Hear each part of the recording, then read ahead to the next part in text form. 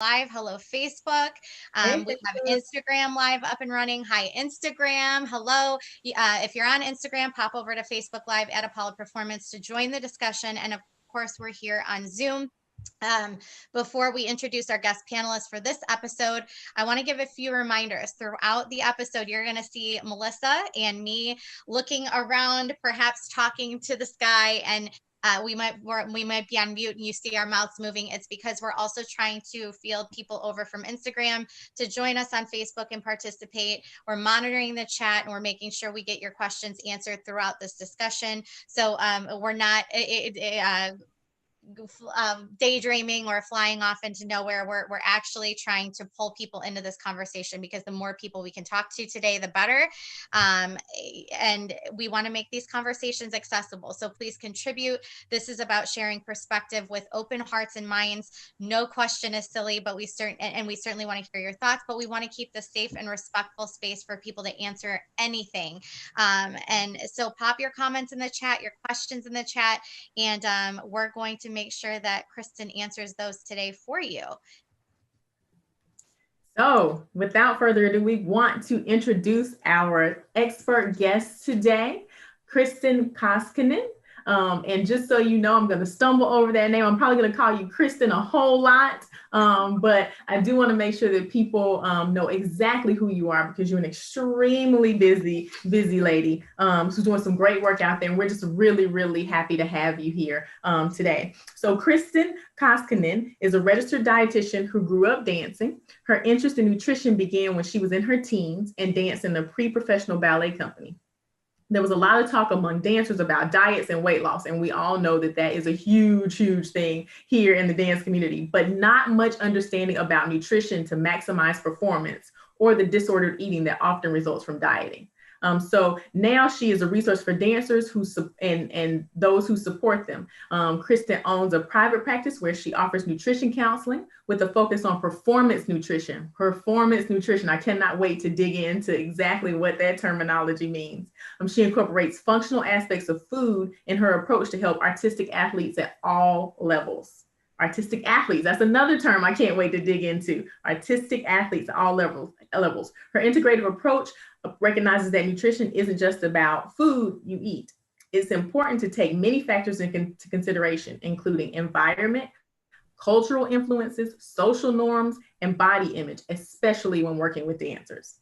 She's an active member of the International Association for Dance Medicine and Science, Academy of Nutrition and Diet, is it dietetics, Kristen? Yeah. And is a founding member of Dance Medica. She is regularly invited to speak on topics related to dancer health, including industry-specific podcasts, Dance Well, and Bendy Bodies. Kristen's a frequent contributor to media, including Dance Magazine, Point Magazine, Pop Sugar, HuffPost, Shape, Oprah, Live Strong, Healthline, Cooking Light, Forbes, MSN, NBC, and Today.com. You can find her on social media at her website, eatwellpros.com. Kristen, oh my gosh, thank you so much for being here with us. All hail. I know. I mean, and you came with this beautiful set that just makes me so hungry for some really good food. But before we dig into all of that delicious food you have around you, this is a much needed conversation for our youth and our adults who have really been conditioned with the mindset that is harmful, especially around food and dieting and weight. So tell us what drives you to continue to do this very important work in the dance industry. Yeah, thank you. So as you mentioned, I grew up dancing, and the diet culture was very strong, and I was pretty fortunate to escape my dance career without an eating disorder. However, in college, the stresses of life and everything hit in, and I did end up with a full-blown eating disorder. And they're no joke. They're really no joke. And there really, at that time, were no ready answers to get help. And so I had to figure it out myself, was really the way it turned. And it was a degree in nutrition and a lot of other things. And so I've taken my personal experience and brought that to the world. And so I was working in dietetics. And as my life turns out, I also have two daughters who dance. So in the interim, when I was kind of hoping a lot of the stuff that I'd figured out, the dance world would have figured out too, it hadn't quite so much. We're making some strides, but we're not quite there. And so for me, it's really important for me to be who I needed when I was that dancer, when I was that kid, when I was that college student. And as a mom and a parent and a patron of the arts, I want to support what I love so much. And I want dancers to have everything they want from their careers, whether it's just dancing around with wands and tutus, or if they go, if they become a commercial dancer or take it professionally or to college, whatever it is. But if your body breaks down or your mind breaks down, you're not going to get there. So I want to be part of that circle, that wheel where we all have all these spokes, we all participate to help where I can. And I love that. Yeah, thank you. Absolutely. And this is another person who's really diving in and seeing a pain point in our industry and doing something about it. And it's so important because we find it interesting with so many of these topics, industries outside of the dance community. They're adopting these thought processes and this information pretty easily.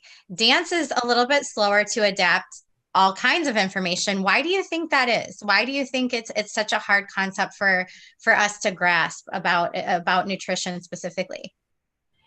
Dance, I come from a ballet background, so most of my conversation is going to be ballet driven.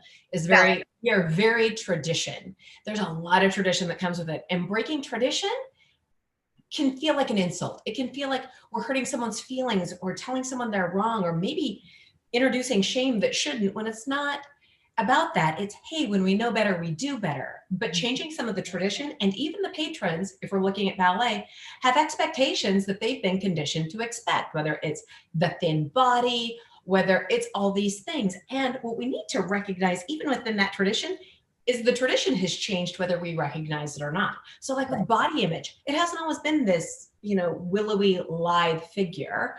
That was something that came in during a period of time. And now it's become not just thin, but ripped, shredded. How muscular do you look while still being, fitting inside a certain, size box or tutu. And so that tradition makes it hard. And I think sometimes the psychology, it can be really hard if we've taught someone something and then find out it's wrong. It's a lot of guilt that we shoulder. And I'll say this from being on this journey of evolution that I'm on right now, looking back at some of the thought processes that I've had about other things, and the way that's carried over into the way that I teach children or live my life, even with my own kids, and finding out that there's maybe a better way. It's a lot of guilt to unpack, right? Sometimes. And so I think we have to realize, and you can tell me your thoughts on this, but whatever has been done up to this point is okay. And I think Melissa Lee said this last week. However, now that we know that there is a better way, and now that we have the information, and it is scientific and it is evidence-based, and we have a responsibility from this point forward to do better. And I think that's what this series is all about, and it certainly applies to nutrition as well. 100% yes, absolutely. Yeah. So I want to dive right in. Dancers or artistic athletes, which we love that term. We say that at Apollo, dancers are artists and athletes, and we 100% believe that. They're active, especially at the competitive level. And again, this conversation applies to any activity and any sport, but we're relating it to dancers. And specifically, I'm going to talk with this question about competitive dancers, because I think that's a whole nother level of rigor that they're taking on in their lives. But this applies to anybody, any dancers or any youth or children or anybody really. Their bodies require a certain amount of food to be able to sustain the rigorous schedules they uphold. And I'm not just talking about their dance schedule. I'm talking about dance on top of technique and strength training, on top of school, on top of the social pressures that they have, and just their family life and their responsibilities in their homes, right? And that's a lot to juggle for kids, and it seems to be increasingly hard for them to juggle those types of schedules. We constantly hear about them watching what they eat, though, and them being concerned about how much they're eating, and people having these mentalities that oh, I can't eat that, or I already ate this much today, I can't eat more. Should we be counting calories or not? What is your perspective on that? And is it really that simple? Well, it's really not. The answer is it's really not that simple. Yeah. So I'll start with the idea of calories. A lot of people, that's a little bit of a nebulous term. And so a calorie is a measure of energy. Just like when we look at the thermostat, a degree is a measure of energy. We don't see little degrees marching around. We don't have little calories marching around. It's just a measurement. And so when we talk about calories, all calories are the same, in the fact that the way we measure calories, just like we use a thermometer to measure, I'm pointing to my thermostat on the wall, just like we use a thermostat to measure the degrees of temperature, we use calories to measure how much energy, how much we can raise the temperature of water. So the scientific, I'm going to avoid as much scientific jargon as possible to keep this really straightforward, but the way we measure calories is we use something in a lab called a bomb calorimeter. Basically, you burn the food, and however much it raises the temperature of a particular amount of water, that's how many calories are in the food. That's it. That's how we measure it. And so when we talk about calories, one thing that people don't know is they get real caught up in it because, it's labeling, or it's how many they saw in a chart, or what their MyFitnessPal or my Fitbit says. But calories, it was that one food or a collection of foods on that one day that were measured in that bomb calorimeter. When we look at the calorie count on a food, it can vary by as much as 20% one way or the other. A lot of people don't know that either. So even if you're looking and you are trying to count calories, you may not have an accurate count. We do not have a device on our arm. If you're wearing a FitnessPal, it really doesn't read how many calories you're burning. That gives you a false sense. We don't have some system in our body that tells us how many calories we're burning. To find out how much energy you use, you'd have to go to a lab and sit in a special machine, not the bomb calorimeter, to find out how many you use. So even the idea of how many, so calories are a real thing. They're a measurement of energy. Counting them is can be real challenging because we don't know the exact number of calories in our food, and we really don't know the exact number of calories we're actually using in a certain day. What is it that dancers need to be more concerned about in terms of what they're putting in their body? So what is that thing? How do they know they're getting enough? What is, or any athlete for that matter, how do they know what to put in their body? Sure. Well, that it varies by dancer. And the more, as little people, as babies know what to eat, right? They start off, if you've ever seen a baby eat, or a toddler, they eat, and when they've had enough, they push away the bottle, the breast, the food, the whatever. And if you keep shoving it at them, they're going to knock it on the floor, dump the bowl on their head. There'll be a response. Your body, we tend to override those cues when we start to become too dialed into right, wrong, good, bad, enough, and ignore the cues of what we're really eating. When we talk about, I think to make clear on calories, we say a lot about calories in, calories out, especially on the internet. So there are a lot of accounts that'll say, it's this simple, move more, eat less, and you'll get it. Yep. We've been hearing that in the medical community for a long time, and it clearly hasn't worked. When we talk about calories, a lot of people are talking about calories. We need to know why are we talking about them? Is it because you need to know how much energy to fuel yourself? Or are you talking about how many to use or burn or consume because you really want to lose weight, which typically means you want to lose fat? So sometimes we have to ask your why. So that's the first thing. Are we asking why in terms of how much we need to fuel ourselves, or are people saying what's the maximum I can have because I want to lose weight or I don't want to gain weight? And so they're kind of two sides of that same calorie. Yeah. And we have some people on Instagram chiming in right now. Stress makes me eat more. And so when you have these kids who are juggling these really full schedules, and it's really more than any person should handle at one time. But when they're juggling all of these pressures, some people are stress eating. I know I do that. So, right. How do we mitigate that? And how do we make kids more aware that they're doing that without creating these toxic body image issues? Right. Yeah. Stress eating is a very real thing. And in part because here's what we need to understand about stress.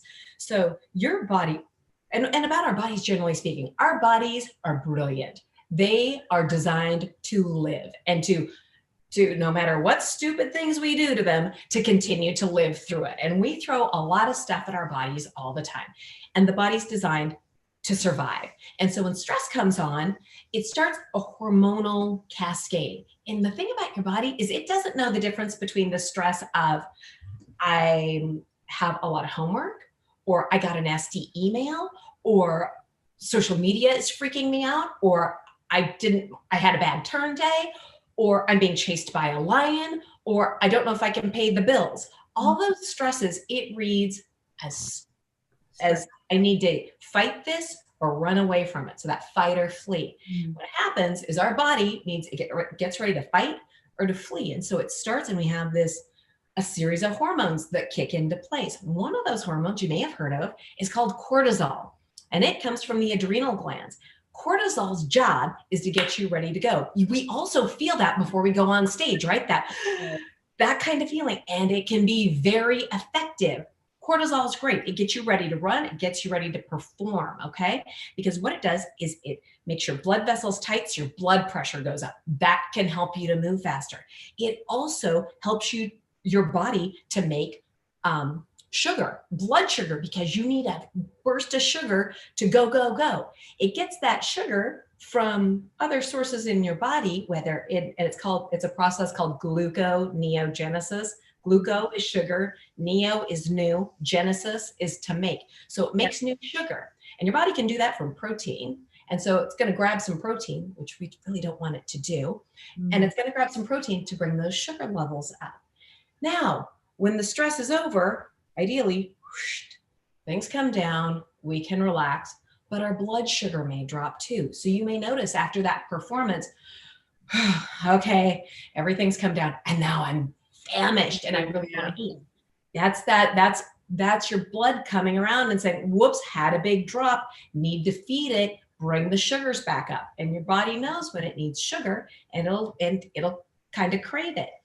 If you're at home and you're experiencing stress and it goes up and down, your body might say, oh, I need more food because I'm feeding this stress response. So that can be part of that whole stress eating thing. Makes a lot of sense. Thank you so much. And so again, just to recap what she's saying, Kristen, I'm hearing you say, ask why we want to count calories. If that's a topic and if that's a question on your mind, what is your motivation for wanting to count calories? And also be aware of the cues of when you're hungry versus when it's a stress related, when you're wanting to eat because you're stressed, right? Yeah, absolutely. Absolutely. And if you're turning because, you're feeling that hunger because of stress, really bringing in some of those mindfulness techniques that we hear Ashley Lowry talk about, and others can be exceptionally helpful. So that can help in terms of lowering that stress. You may also notice after a time of stress that you get sick, like right after performance season, and then people kind of crash. That's because those adrenal glands burn through a lot of vitamin C too, okay? So you need vitamin C to burn through to support the adrenal glands. But then if you're not supporting it in your diet and bringing in enough, well, your body doesn't have enough for the immune system. Again, that stress response, run, fight, flee is the number one priority for the body. Everything else will take a second seat if what it thinks it needs to do is escape the lion, which maybe I had a bad turn day or stressed out about the election. Yeah, a lot of lions out there. Yeah. There's a lot of lions. Yeah. Out there. So one more question, and then I know Melissa's going to pull in some comments and questions from our viewers too. What are some calorie counting myths that you see, especially as it pertains to dancers? What are some myths that you want to address? Okay, let's hit it. All calories are the same. I think by this point, we know common sense wise that let's say 100 calories in this egg are not the same as say 100 calories in some of the chocolate bars or 100 calories of celery, right? We know that all those calories, because we're just not eating calories, we're eating food, and the food is calories are just energy. But the energy format that comes from here or those eggs is going to be different, and our bodies are going to respond differently. Right. So when you see someone say a calorie is a calorie is a calorie, in that bomb calorie, when we talk about, it's just like a degree is a degree is a degree. That is absolutely true. However, what people most often are thinking about when they're talking about calories is dieting and how calories impact losing weight. So I'm going to talk there. And then if people want to talk about more about how many calories to eat or how much energy and calories as fuel, we'll get there in a second. Yep. So here's the thing. A lot of people think about calories. Calories are a really easy measurement, and people like them. And we can put them here, and we can put them in MyFitnessPal, and we can do all these things, and they feel really good because it feels like we can control them. It also feels like that's the energy in component. The energy out is if I work out harder, work out more, burn more calories, do all the things, then I can override this calorie in, calorie out. What most people don't get is most of the calories you use come from staying alive. It's called your basal metabolic rate.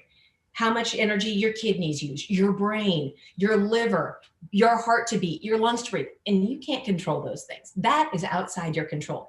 And it's the number one energy burner in your body. So we're going to call that your BMR, basal metabolic rate. That varies depending on your age, your gender, how much muscle you have. But let's say it hovers around 1,500 calories, okay? That's you lying in bed, doing nothing, not even reading, lying in bed, 1,500 calories. So now people say, well, just decrease your calories. Well, that works once. It's going to work one time. So that one time you go on a diet and you cut your calories and you lose weight, and you're like, oh, but it works. That was the one time it's going to work. It's not going to work again because the calories in, calories out, that's an equation. But what happens is the calories in and the calories out are not independent. They don't operate separate of each other. When you lower the calories in, this calories out from your basal metabolic rate, that energy that your body is doing, it goes down too, because your body is smart and it wants to stay alive. And if you're not bringing in enough food, the body starts to pick up on that and it says, whoa, I better slow down. I'm going to lower my body temperature. I'm going to slow down my metabolic processes because I'm only getting this much. Maybe I only need this much. Who knows? We don't really know how the mitochondria think. But when the calorie levels come down, so does the basal metabolic rate. Now we can bring our calorie rate down pretty fast, right? We can do that really quickly. When this rate comes down over here, this basal metabolic rate, all that energy you need to stay alive, it does not go up so fast. So once you bring that down, it's going to stay here for a while. It doesn't do this up and down thing. This calories in, calories out, we can play with that all the time. So now, now we went from, let's say, 1,500 basal calories. Let's say we brought it to 100. Or 1,000 basal calories because we cut 500 calories a day, because what the rules say is if you cut 500 calories a day, you'll lose a pound a week, right? 500 calories times 7 days, there are 3,500 calories and a pound of fat. And so that's what the logic says. Over a week, you'll lose a pound. But people hit this thing called a plateau. And that plateau is when this body weight came down and that 500 calories a day, it's not working anymore. So now what do you do? Well, I guess I'm going to have to cut more calories, right? No. No. Oh, well, I know. I'll exercise more. Well, you can try that. But when you've brought that energy level down to here, your performance suffers. And when you bring that energy level down here, you're at increased risk for injury. And when you've brought that energy down here, you've changed your hormones. So you've done all this other stuff. Because when that body came down here and said, I better slow down, it slowed down all kinds of things. It slowed down the hormones that keep your bones strong. It slowed down its repair rate because, again, your body wants to survive. So it's going to concentrate on all the things it needs to survive. And your feet after class, your muscles after class don't qualify as much as your kidneys, your liver, your lungs, your brain. Right. So it's gonna budget that energy that it gets. So what is the answer for that? Like, what do you, because, I'm guilty of all the things. And, for dancers that may have played with that, that shift, what is the answer? Where do you go from, okay, so you're at this plateau. How do you get things back working together and where you need to be for a healthy body to be able to fuel you to get through these crazy dance hours? Yep. A lot of times, first off, you may have to take a reverse. You're going to notice weight go up. That's going to happen. It's just, if it doesn't, good, great. Chances are it's going to, and that's going to be part of the process. And that's okay. That's your body reestablishing it's safe. It's okay. It has fuel, it has energy, and it may come up. And then what we're going to do is focus on the nutrition. And nutrition is different than dieting. Nutrition is not the same as calories. Nutrition is about food. Calories are about measuring degrees. So now we're going to look at the nutrition you need to support your body and look at, we've talked about those hormones, right? We've talked about cortisol a little bit. What can we do to manage the cortisol? We also need to look at what we're doing with insulin. Insulin is a hormone that drives you. Some people may have heard of anabolic steroids or these things that weightlifters do to build muscle. Well, insulin is anabolic too. It helps to build things up and it helps to move sugar into cells where we need it. Blood sugar, we need that. But what we may need to do is maybe we want to look at how, when that insulin's coming into play, how we're using it, how we're fueling our workouts, what we're doing after the workouts, and are you making sure that actually you're eating in such a way that your mind isn't getting in the way, that you're not, what I see a lot of times happen is people do these restricting things, and restricting turns to binging, and we have a cycle. And so is it really about the calories in, calories out? Maybe. Or is it, I restricted, I lost it, I binged, I felt guilt. I said, I'll start over on Monday. When we started a restrict binge cycle, that's something else that can come into play. So then we end up loading a bunch up. We never really offload as much as we, would like or need to. And that becomes a vicious cycle. Absolutely. Yeah. Melissa, what are you seeing on the chat? I know that there's a couple things popping in. What are you seeing? Yeah. I am seeing, so there's a really good question from a young dancer who I'm so proud of for being in the viewership today. She's 13, Caddy is her name, and says when she dances at convention for 6 hours straight with only short meal breaks, usually about 10 or 15 minutes, what do you recommend for her to eat or drink during that 15-minute break to keep her going? Oh, that's a great question. And conventions can be really hard. So we want to start. So actually with our Caddy, that's a great question. So the first thing we want to do for convention dancers, and really any dancers, any athletes, is we want to start figuring this out at home in the studio before we get to the convention. So one of the things we want to do is we want to start practicing what we're eating. Okay. So I want you to see what feels good to you, because you might find that eating, like, it might be like, oh yeah, all these peas, they're super healthy. But eating this thing of peas because they're super healthy during your 10-minute break may leave you feeling not so super when it's time for you to go on stage, because right. A little too much fiber, you know what I'm saying? And so maybe that wasn't your best plan. So we want to be really strategic about that. So when you're at a convention, what you may end up doing is planning, it's going to be a day-long event. Okay. And we're going to start that eating by what you're eating in the morning. And so for you, depending on if you're driving, if you're staying at a hotel, we want to practice these things in advance, but you're going to probably eat with breakfast. You're going to want to start, I'm going to show you, I'm going to use this plate as an example. Okay. So on a performance day, depending on what you're looking at, you may divide your plate like this. And this is a high performance day here. And this part is going to be carbs. Isn't me writing upside down? Pretty good, huh? And then we're going to have about a great protein. And then the other part is going to be color. So color is non-starchy fruits and vegetables. So I'll show you this. So that's going to be like grapes and maybe those snap peas or some tomatoes, an orange, berries, all that kind of stuff. Protein is going to be, you can get protein in a lot of foods. If it was breakfast, because you're eating in the morning before your convention, it could be eggs, it could be yogurt, it could be some breakfast sausage, it could be, stuff like that. And then carbs would be what we want, really complex carbs. What complex carbs mean, it means that they're long. They're sugars, but there's so many sugars strung together, it just takes your body a long time to snip them apart.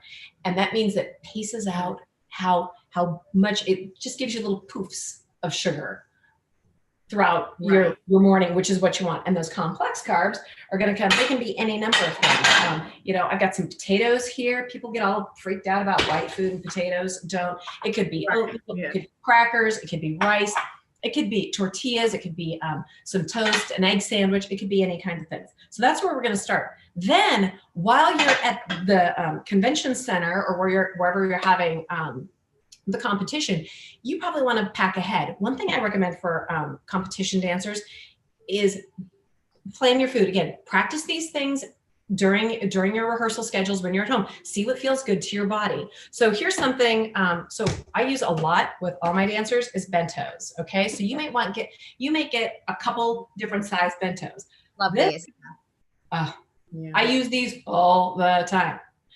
This might be, hey, this is going to be a meal bento. If I have half an hour or more, and you might put like a peanut butter and banana sandwich in here. You might put, a little bit of cucumber because it's going to be hydrating and help with hydrating you, and maybe like some tart cherries. I like to actually use frozen fruits and veggies in my bentos because it helps to keep things cold in here. And so maybe that. But I also would recommend that you have a smaller bento where you have little nibbles. These are Kinsho bentos. I'm a huge fan for a number of reasons. One, for dancers, they force variety. You're going to have all these little things because when we see 6 slots, tendency is we're going to put them with 6 different things. We're not going to go celery, celery, celery, celery, celery, right? So this, and when you're at that convention center, it could be, well, think through what you want. Well, what if you want something salty? Well, if you're going to need something salty, maybe it's going to be because you've been sweating a lot. Hey, I'm going to put crackers in there. Maybe you think I really have a difficult time with hydration. So I'm going to put some grapes in there. I'm going to put some pineapple in there because I know that having a little bit of pineapple on board helps with my inflammation. And so I'm going to put some nuts or seeds. You can have cheese is actually can be shelf stable. You could put some cheese wheels in here to have, depending on what you like and what you need, but give yourself a little bit of variety. A lot of competition dancers like to have some bars handy. You can have other things in your bag that don't fit into a bento, or that you could fit into a bento, that are easy to grab, like an orange. So this is going to give you a little bit of that vitamin C, which is going to fuel the adrenal glands that we were talking about earlier. It's going to be pretty easy to eat. And I'm going to show you a little hack on how to do that to make it easy to eat. And it's also going to give you some hydration. Hydration is going to be important. Something that dancers get hung up on. Here's a calorie thing. So they get hung up on only drinking water because we don't want to drink our calories. That's true a lot of the time. But if you're in a competition situation or when you're training, if it's hot and or humid, if you're going to be working for an hour or more, and if you're working hard, you may need more support than what water can give you. And if you notice your feet are crampy, that's where a sports drink can come in really handy. Gatorade's a good one. You can make your own. If you're going to do a pre-done one, I tend to recommend Gatorade. So let me show you what you can do with this orange here. So you take the orange, you got it. If you're traveling to a convention, you've got your mom, you've got you've got maybe a cooler with you, but rather than peeling it and taking the time, you take your orange and you cut the ends off like this, and then you can just give a little slice there, and then you can, it should just unravel. Well, this one's juicy, but then you can go like this and get the sections rather than spending a lot of time peeling it. When you eat your orange, I recommend that you eat the white pith as well. It's got something in it called rutin, and rutin has anti-inflammatory properties. Things that are anti-inflammatory are going to help you recover faster, and they're going to help with your mood. Yeah, I didn't know that. Yeah. Mood. If we think about inflammation being fire and hot and those kinds of things, and then your brain is an organ, it's part of that body. And if you imagine it gets inflamed too, you know how bad it feels when you've got an inflamed joint. Well, when your brain gets inflamed, it doesn't work like it should either. So we want to really, if we want to work on our mood and help with anxiety and depression and a lot of those things, keeping our chronic inflammation at bay can be super helpful. Right. I love what you said about water. That is such a common myth that water is always the best thing. But just to think that there is a time, like you said, when you're hot, when you're going to be doing an hour or more, or when you're going to be working hard. So there's a level of intensity. Water might not actually be your best option. It may not be for you. That is a definite learning opportunity. We're getting a whole bunch of likes going off on Facebook right now on that one. So that's a wonderful thing. I want to move on to our next question because I think that it kind of leads into this. I find in my teaching practice and working with students and parents that they can't grasp the concept of food being a building block for energy and strength, and not just a thing you have to do 3 times a day. Or, you have to understand food as a building block, like something that actually propels you and moves you, and a catalyst. So what are some things that we can say and do as educators that help parents and dancers understand that concept better? I love, Melissa, that you're using the term building blocks. It is so true. And that's something we're not getting. We hear food is fuel all the time. And it is, but sometimes it drives into that. It's only 3 things, or really 4 things. It's carbs, protein, fat, because those are the energy driving things. And so we forget about the building blocks. It's interesting because a lot of my dancers come to me on referral from physical therapists and orthopedic surgeons because they're not recovering. They've had an injury, or they've had a surgery, and they're not recovering. And so they have to come to me because that's the stopping point. So what we start working on that point is the building blocks to help them to recover. I don't want my dancers coming to me at that end of the stick. Just like with physical therapy, we're seeing prehab as part of the program. If we can bring the nutrition in ahead of time as part of the dance curriculum, which, can be hard with dance teachers wear so many hats. Sometimes it can be easier in a company setting, but if we make it part of the curriculum, it can make it easier, because dance teachers oftentimes are business owners. They're in charge of choreography. Their job is to teach technique and those things. And to try and also do the nutrition component may be a little much. What I often suggest to the dance teachers and artistic directors and choreographers I work with is to have a robust set of contacts like a Rolodex with dance specific healthcare providers, physical therapists, trainers, strength trainers, a dietitian or more, mental skills coaches that they can refer out, or that can come to their studio and offer webinars or whatever, because it's a lot easier to prevent this stuff than to deal with being out for 6 weeks, 6 months because of a stress fracture, because you ended up with surgery and you're down for 6 months, and that's no fun. Right. That is an awesome idea. The kind of the Rolodex or directory of people that can help you in these areas when our heads are all crazy about so many other things, but we can lean on experts who are definitely specialists. So we have a question out there from Gina. What do you recommend dancers eat before class and after? Oh, that's a great question. So when it comes to what you eat before and after, it's always going to vary. Okay. It depends on the person. So Gina, sounds like you're female. That might be different than if it's a male dancer, right? But generally speaking, it depends on when you're eating before class. So if you're eating 2 or 3 hours before class, or if you're eating 15 minutes before class. So if you're eating a short period of time ahead of class, we want to focus on carbohydrates. So that might be and I like to use carbohydrates that, may come with some fluid or liquid involved too. It can be fruit or veggies, maybe with a little salt, but about 15 grams of carbohydrate. It could be half a bagel. It could be, the crackers, something like that. The farther away from your start time that you're eating, then we're going to bring in more fat and protein and fiber. So the reason for that is sometimes if we eat too much fat or protein before class, fat and protein slow down digestion, which can help us to feel full longer. But if we're going to class and we need to feel really energetic, they may slow us down. And because when that food's in the stomach, the body wants to deal with it, it directs the blood and our energy to the stomach to digest, as opposed to the limbs where we want to be Right. class. So, you know, maybe something simple like a piece of fruit and maybe a little bit of cheese to kind of balance it out a little bit. Maybe some, I don't know, crackers and peanut butter or apple, maybe a little bit of guacamole and some veggies could be nice. It really depends. If you're going from school to class, you may need to eat a little bit more just for the fact that you haven't eaten since lunch and if you didn't get enough in. So it can vary a bit. It depends on the person. Quantities can go up or down.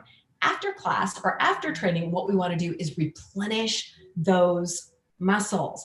And to do that, here's where that insulin actually comes in again. So we want to get enough protein. The muscles are broken down as soon as we can after class. We want to get some protein on board to help recover. Now, to optimize that, we need some sugar, which we call glucose, to help it out. Insulin, which is that building block, helps to take that sugar and the protein into the cells. So kind of the gold standard in the sports nutrition world, which is actually where dancers fall, would be chocolate milk. That's a good one. You don't have to if you don't do dairy, that's okay. Really, we're looking at getting about maybe 2 grams of protein per kilogram and maybe 1.5 to 2 grams of protein per kilogram. Take your weight, divide it by 2. It gets you in the zone. And some added carbohydrate to match that up. It doesn't really have to be, if you're going to be eating a full meal within about half an hour, you don't have to be quite as worried about it. But so what is the thought on the time of night it is? Because a lot of dancers, I know when I was dancing, it was like this. For my students, it was like this. You know, they're getting done at 9:30 at night. They're getting home. They haven't eaten a really good meal since maybe lunch because they snuck something in between dance and, you know, school and dance, and they're really hungry. But then there's a stigma about eating that late at night. What is the rule there? What should we keep in mind with that? There is eat. Go home and eat. If you have a long car ride home, sometimes that car ride home is just about the amount of time, 20 minutes, 30 minutes. Yeah. But your body can rest because you don't feel hungry right after class, right? I mean, it's that idea. The blood and all the energy isn't here, it's out here. Now that we call it that's your sympathetic nervous system. Now your parasympathetic nervous system, that's rest and digest as opposed to fight, flight, dance. You can rest. So when you get home, eat a proper meal. There's nothing about, you are not going to go to bed and all that food is not going to turn to fat. That's not the way it works. It's just not. You are going to be replenishing your body. It's going to help you to sleep better. You absolutely need sleep to recover, to grow. If you're a young person and still growing, we need to pay attention to that. There are a lot of parameters. So go home and eat a proper meal. If your parents have been able to put a dinner for you on a plate or something, do that. If it gets crazy and you need to have something packed away for you, you can do that too. During a standard work week, so now maybe what would that look like? Now we're going to take this plate and we're going to make it look like this. All right. So if you're doing standard training, it's going to be about this much protein, about this much carb. A's are hard upside down, and about this much color. All right. So that's what your plate might look like at home. All right. So color could be like a mixed salad. And I don't have fat on here because we're going to put fat with all our food. Your protein, if you had, say, some chicken thighs or some salmon, it's going to, even some tofu, it's going to have some fat in it. Otherwise, put some sesame oil, some avocado oil. There's going to, the food that'll have some fat in it. Your carbs, maybe it can be potatoes, rice. Try and keep them complex if you can. Add some butter to your potatoes, whatever. And this is going to be maybe a leafy green salad, some berries. I like my dancers to eat tart cherries in the evening. It can help with sleep and it helps with recovery. It can help with muscle recovery and not feeling so sore. It's so great. Thank you. That's very helpful because it's very different. It's very great to see the plate played out for before your training and after you're done, because they're very different. They look a little bit different. And knowing that you can eat that late at night, I think that makes a lot of people feel better, because I know for me, it's just like, right, I'm not working that kind of schedule right now actively, but when I was, it was like, I shouldn't be eating this late at night, but I really want to, and I'm starving. And it's like that battle in your brain of like, what's the right thing to do? Yeah. There is no 7 o'clock shut off time. That's nonsense. Yeah. That's great. a follow-up question, Kristen, to your tart cherries. So can you do dried tart cherries there? Or even what about, I've seen this before, tart cherry juice. What You are the Yep, you can do dried cherries. Just keep in mind when you dry things, you take the liquid out, so how many you eat is going to be smaller. You can do the, I use frozen cherries, okay? You can use these. You can do the tart cherry juice. And even the research shows that even sweet cherries have benefits. So you can do that. So bring those in afterward. One thing that I'm going to add in for a strategy for my dancers, and this is moving kind of on the more sophisticated level of things, but when we're looking before training, one of the things that I recommend for pretty much all of my dancers is that they incorporate collagen into their diets. We've moved away from, our lives are so much different now than they were 100 years ago, that people don't eat slow cooked meat. We don't have a slow life.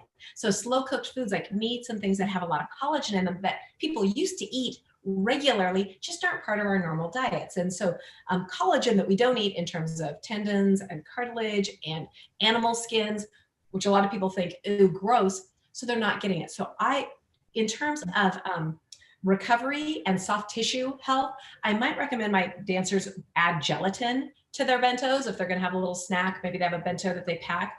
So adding some Jello made with plain gelatin and orange juice, or having a beverage that has some stirred in hydrolyzed collagen can be really supportive. Thank you so much. That's all so helpful. Now, you mentioned earlier. Oh, God. You mentioned earlier about brain inflammation and how, your joints feel bad when they're inflamed, and the brain is the same way. Can you talk about just briefly about the brain connection to nutrition? Like, a lot of people think about just diet and body image and how much weight you're getting, but there's a connection between what you eat and how your brain functions, right? A bazillion %. Yes. Here's the thing. Mental health comes from your brain, which is an organ, which is part of your body. What you feed your body, you feed your brain. So the brain and mood have a lot going on. There's the brain itself, which is about 60% fat and needs fat to thrive. So anytime someone's saying low fat, toss out the egg yolks, get rid of the chicken skin, all that stuff, no, that's a bad plan. A lot of people get caught up in egg whites.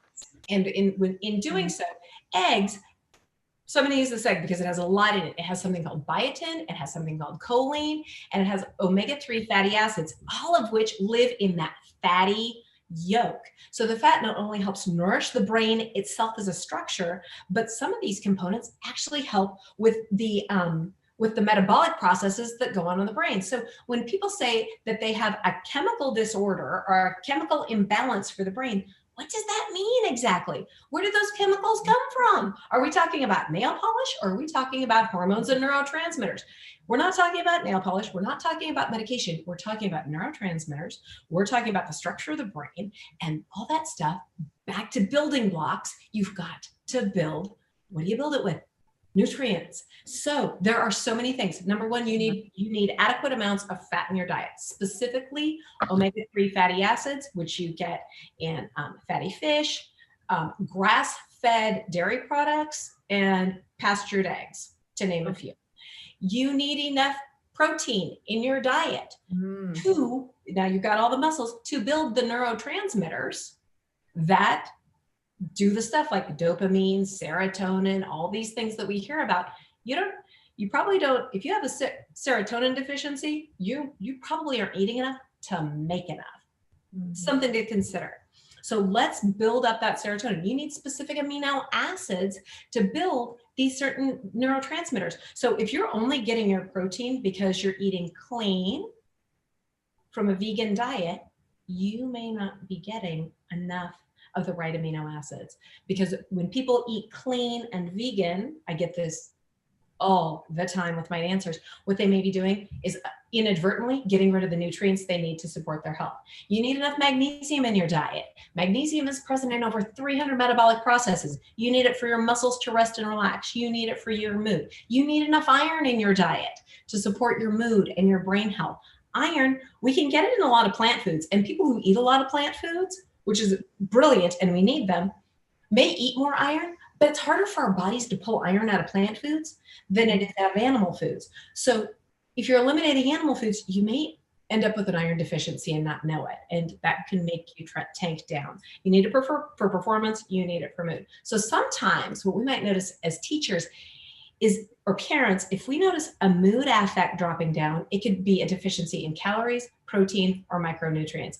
And if your dancer's starting to eat really clean, make sure they're seeing a professional to make sure that their clean is actually nourishing them. I see way too many dancers who come to me because they decided to eat super clean and ended up with a health problem. So so I hear you saying plant-based eating is okay, but be aware that you may experience certain pitfalls and things that you need to pay attention to as an athlete that you need to kind of replenish for yourself if you go that route. Is that correct? Yeah, and to start with, plant-based doesn't mean vegan. There's some popular documentaries on Netflix, one in particular, that says plant-based is vegan. That's not true. Plant-based means you're eating mostly plants and you have some animal products too. That's a great idea. Plant-based, I'm all about. Vegan, it's possible, but you need to be exceptionally strategic and you probably need to bring some supplemental support in to meet the demands of a dance career. Okay. Thank you for clarifying that. I appreciate that. So burnout for dancers is a legitimate problem. We talked about that a little bit earlier between school loads, social pressures, schedules for extracurriculars. Take us through an ideal meal plan for a dancer that's dancing, anywhere from 15 to 20 hours a week. Yep. The first thing we have to do is make it simple. It's got to be simple. It's got to be doable. That's why I like the bentos. Ideal is I would like to see a dancer, because dancers tend to narrow things down, decide there's one perfect, there's one superfood. What I'd like to see them do is have a lot of color in a bento like this and change it up every day. We can do these ideals with the plates, right? So depending on what your schedule looks like, your plates might look a little different. So on heavy days, on really heavy active days, performing days, heavy rehearsal days, your plate may look like this. On standard training days, your plate may look like this. And on days off, or during periods where you're not working so much, it's kind of loud, then your plate may look like this, where it's going to be this much color, this much protein, and this much carb. Like this. Something that's really important that I talk about with my dancers when we're talking about these bentos is when I was a few years ago, I was really looking for a tool to help dancers, addressing the specific needs of dancers, the mindset of dancers, the perfectionism of dancers, all the things. And bentos aren't new. I didn't invent bentos, but I found this bento and I liked it because it has places for lots of choices. And one of the choices that when I'm talking to my dancers that I recommend is that they keep a hold space. And a hold space is just like a psychological hold space. That's where we stop, and that space is just for you. And a lot of times kids need this. Parents, man, God bless you if your mom's a dietitian, because those people really go the far end. But parents can get a little enthusiastic, and it can drive things the wrong direction. We need our dancers to be able to make choices. We can have all kinds of healthy choices, but it also needs to be, what do I want? So the other day I put up a post about cupcakes, right? It was my birthday. So I chose this as my hold space for a cupcake. Why? Because it just really made me happy. I may or may not, sometimes I just like the way it looks even, but we need to have a hold space. And you might decide, you know what? In my hold space, it's going to be a big day. I'm going to need more energy. I'm going to put, an extra bar in. That may be what you need. You may say, you know what, my hold space, I just kind of want to have some of this, and that's okay. And then you put that in there. You may decide that it's a love note to yourself. Okay, so I'm going to ask you an honest question. If I'm being honest, my hold space would have a cheeseburger in it. Is that okay? That's totally fine. I'm just saying it would. Totally fine. It's totally fun. And then make sure you've got the other things that are supporting your health. It's not going to fit in this. We're going to have to move you to this size. Well, no. Like, if you're giving me that kind of freedom, I'm going to put the cheeseburger in there. And then you go dance. Totally. Yep. And then dance and see how you feel about it. And if it's like, that was an awesome idea, it was great. Or maybe that comes on my rest day. Right. And because it's like, that was my protein, my carbs, and then I filled my plate with the rest. Pizza, same thing. Pizza's not a cheat food. It's, well, how does it work in? Well, it's got some protein, it's got some carbs, and then, put some other stuff with your plate. Yeah. So you feel good. Yeah, no, thank you. Thank you for indulging me on that. Because all of honesty here. So how can studio directors, educators, and parents help support their dancer treat their body like the athletes they are? I know, even there's some hesitation with studio directors, not on just this topic, but on so many of the topics that we address about, taking a stand on any of these things with their students, because people go, your job is to teach dance. Your job is not to do anything else. That's the parent's job. There's a lot of discussion about that. Yet this dance educator, the studio director, is an instrumental person in the village for so many of the children that go there. It's a second home. In many cases, they're at that studio more than they're at home. So, what is our responsibility in terms of supporting our dancers? And should dance educators be hesitant to approach nutrition with their dancers? Well, I think it goes back to that idea of having the Rolodex. And I think if you make it part of your studio culture to have, Zooms have become it's the great thing about COVID is distance learning is a thing. You can bring in experts from anywhere in the world to talk to your students. It could be an optional class. It can be, hey, here's a source of resources for you to look at. It can be any number of things. You might want to have a studio protocol that we hope it doesn't get to the point of looking at disordered eating, but you're exactly right, Bree. The dance teacher is going to see things before maybe the parent does. It's not that they're bad parents. It's just dancers are at the studio. It's the reality. I have had to have some really hard, unpleasant conversations with parents for red flags that I've seen. It's not fun, but I think the stigma is, if I talk to my parent, for those dance studio educators and owners who are being super conscious, if I talk about this, then I'm going to put this on my kids, on my students. And you don't want kids, you want your dancers to be healthy, but you don't want them, putting this mental pressure on themselves that they feel like they have to eat a certain way or eat a certain thing. My issue with my dancers was always, I want them to be healthy and strong and fueled. I know we said that's kind of an old way of talking about it, but I want them to think of fueling their body to get through what they need to do and making sure that they have enough and enough of the right things, versus them thinking, if we're talking nutrition all the time, them thinking, oh, she's talking nutrition because she wants me to lose weight. Right. There's that problem, that struggle there.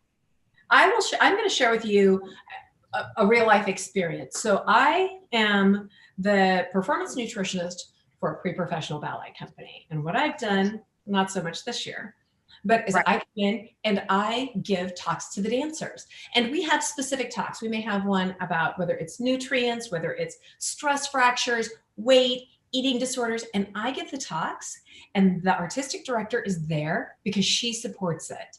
And this creates, by the artistic director sitting in that room and I'm there, she supports the science and the knowledge, right? I'm the purveyor of it. I field the questions. I know the stuff. This is how I spend my life, right? So the pressure's off her. If it's a him, it would be him. This example's a her.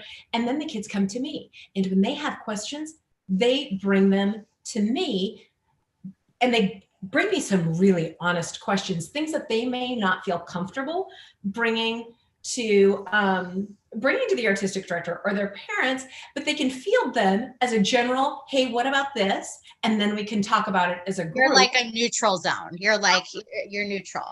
I'm totally neutral because I'm not, they don't have anything vested with me. If they do something wrong or there's a threat or concern, casting doesn't matter with me. I'm just Kristen. I'm just the dietitian who they can come to for help and support. The parents know that I'm available for help and support. And so by having that resource, and I've seen this, I have worked with the Ballet Alliance, which is a regional ballet company on the West Coast, and they have a health and wellness committee, physical therapists, alternative strength training, dietitian. This year we're supposed to have mental skills from a dance psychologist. So all these things, it makes it part of the normal culture of dance, that taking care of your body is part of it. Just like if we listen, if your kid was going to an NCAA D1 school, I'm going to tell you some of the resources that would be part of their program. They would have food services available in teaching. They would have strength training available. They might have a sleep coach. They might have a recovery coach. They would have a mental skills coach. These things are going to be a standard part of the program. Because we treat dance as an art, which it is, and I love it, as opposed to a sport, we tend to poo-poo that stuff. Oh, I don't need it. I'm an artist. Sweetheart, you need it. So parents, teachers, get on board. Parents, if you've got a kid who plays baseball, basketball, soccer, how do you treat that child? We should be looking the same things. But these are skills. These are skills, just like technique, that we teach our dancers, because at some point they're going to go away. And what I really worry about for a lot of these dancers is when they go away, like what happened to me? I was fine until I got out, until I hit college. And then my coping mechanisms became what they were, and they weren't good ones. So give them the knowledge. We can start at age 8 easily. Teaching some of these skills. I can teach an 8-year-old how to put a healthy bento together. I can teach an 8-year-old that a hold space is okay. I can teach them to decide, am I hungry for that or not? I can teach them all those things, and we can become very skilled and fine tune and nutrient timing as they get older and more advanced as we go. When we teach these early skills, the rest becomes easy. I'm going to do that with my 7-year-old. I really am. I'm going to get some and I'm going to do it with him. It's an easy visual. Yeah. It's the visual that helps. Gina had a question that led me to another question, or Gina had a comment, which I thought was interesting on Facebook Live. She said, I feel like nutrition has become a negative word for dancers. It takes the food out of food and makes it about nutrients and calories and carbs, etc. And when she typed that, which was a great comment, thank you so much, Gina, I thought about what are some of the words that we're using, like fuel, like diet, like more calories in and less calories in and more calories out. Like, what are some of the terms that we're using that might be damaging, and what are some better terms that we can use? Yeah, one of the terms that I really hate is burn off. I hate that term. I really don't like the term calories. There's certain words in I'll go with a lot of things. I'll flow with a lot of language in my house. But if someone starts talking about calories or burning it off, I want to know what kid they're talking to, because that talk is not acceptable in my house at all. I don't like it. So when we start talking as parents, I'll tell you what, the adults, the number one thing we need to do is, as adults, check ourselves. I just put up a post about what your body, how are you talking to yourself? What's your self-talk? That reflects, we need to work on our self-talk. We need to talk about nourishing ourselves. When I shift the conversation from weight loss to nourishing myself, to taking care of my body and all these, and when I understand what it's doing, when I understand the absolutely overwhelmingly awesome, incredible stuff my body does, I want to give it all the things to support it and help it. And when I look, and sometimes that means, and I want to have some candy too, and that's okay. But bringing it in, that's that function, that's that part of your life, and not building out and culture. Our culture is so important. If we start ruling out Christmas foods or special celebrations or what we do for any of these things that make us who we are, we're going the wrong direction. Right. Yeah. Food is not just food, and it certainly is not just calories. Katie is saying, this is kind of embarrassing, but what causes bloating and how do you avoid it based on the foods that you choose? That's a great question, Katie. It's not embarrassing at all. Totally, Katie, that is an awesome question. Okay. The answer to that is it depends. It can be a lot of things. The first thing is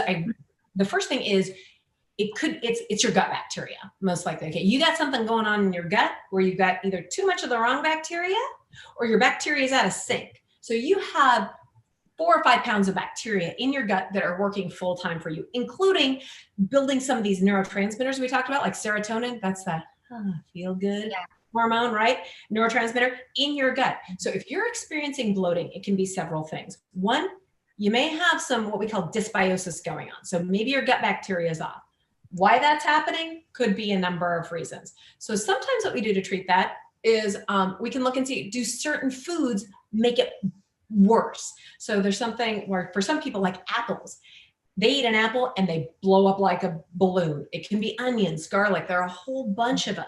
For some people, it's like, I'm fine if I eat 2 slices of apple, but if I eat a whole apple, I go down. So that's something that we can work with, that may be a diet specific thing. Another thing that can be a problem is you're not digesting your food. So if you're huffing your food in, eating too fast, not sitting down. So we're going to take a little second here to talk about mindful eating.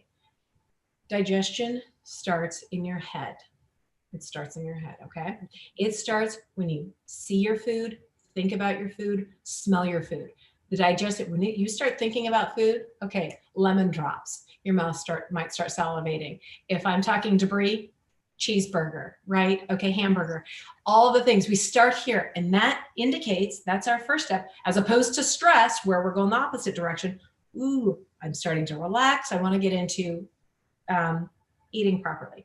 Then we see the food, we smell the food, we may touch the food. Eating with your hands is actually a really good idea because it brings the food, it gives us a multi sensory experience. Then eventually we're going to actually put this food in our mouth and chew it. You have digestive enzymes in your mouth that start to break the food down right away. If you're slurping your food in, if you're in a hurry and not chewing, one, you haven't broken it down enough, and now it's hitting your stomach in a block. Two, you didn't give that food and those enzymes a chance from your saliva to mix with the food to start breaking it down. So it gets to your stomach, and then it's got to pass your intestine. Well, if it's not broken down enough, well, now it's hit your intestines and those little bacteria, and what it's supposed to do, it can cause some bloating. Okay, so improper chewing and eating can be a cause. If you're taking any sort of antacids, so if you take Tums for calcium, I'd ask you to stop. If you take antacids or proton pump inhibitors because you have an acidic stomach or you get heartburn, that could actually be it. If you're driving down your stomach acid, then you're not going to digest your food properly. You may end up not digesting protein properly, and that can lead to a bunch of actually end up with some mood disorders, because now you ate the food, but you can't assimilate it, right? You can't absorb it. You can't get it where it needs to go. Right. So those are some of the things. Totally beautiful question. I feel like we could talk about this like many times. So we're going to definitely have you back and expand on so many of these topics. But what is the one action you want to take? We like to give homework, right? We like to give an actionable item. What is that action that you want our listeners and our viewers to take between now and next week to start making progress in this area? You've given us a lot of resources, a lot of things to think about. What is the biggest thing for you, their homework? That is such a good one. Okay, if you're an artistic director or a teacher, I would ask you, please never weigh your students. Don't ask weight. If you don't know how to read lab values like hemoglobin, hematocrit, ferritin, then you don't know how to read weight. Kindly don't weigh your students. Don't ask their weight. Don't have it on a contract. Absolutely, emphatically get rid of it. Yeah. I would beg you to do that. Studios that have done that, I've seen turnarounds in student mood, behavior, retention, health, like you can't believe. Number two, I would ask you to change how you think to yourself. Let's really start with the head. Okay, let's start with the self-talk. Let's change the conversation with ourselves from eating, I'm good because I eat that way, I'm bad because I was so bad. I was so bad. Oh, that's another one. No, you're not bad and the food's not bad. No. We're going to change that self-talk to, what can I do to nourish myself? Sometimes I'm nourishing my body.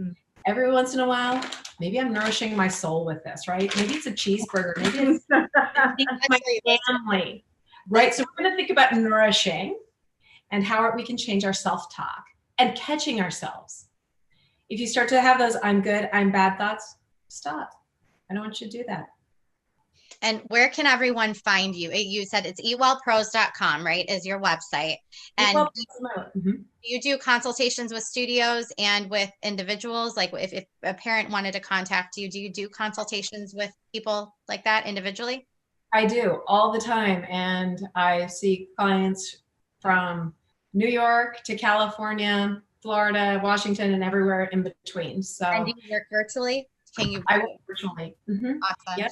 So Yep. yeah, that's amazing. So for anyone watching this now or later, Kristen Koskinen, she's with Eat Well. She's a registered dietitian, and you can find her at eatwellpros.com. She's challenging us this week to practice mindful eating, which means slowing down, make sure we're chewing our food.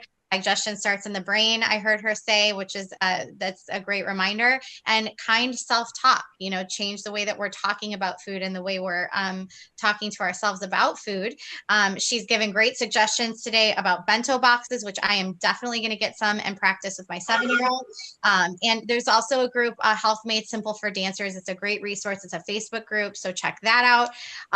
And of course, you can always take the StEPS 2020 initiative. It's a 4-part virtual course series. Nutrition is part of that conversation, and it's free, so there's really no reason not to. But if you go to Instagram at Apollo Performance and click the link in our bio, you can start that course today, again for free, or you can find it on our website, apolloperformance.com. So we're definitely going to have Kristen back and continue expanding on this conversation, because it's certainly bigger than the time we have today. But definitely check her out at eatwellpros.com. And Bree, I would say I'm really available, and I respond to messages.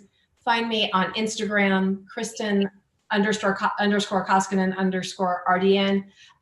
Follow me there. I talk about bentos. I talk about these things, and yeah, I love it. Thank you.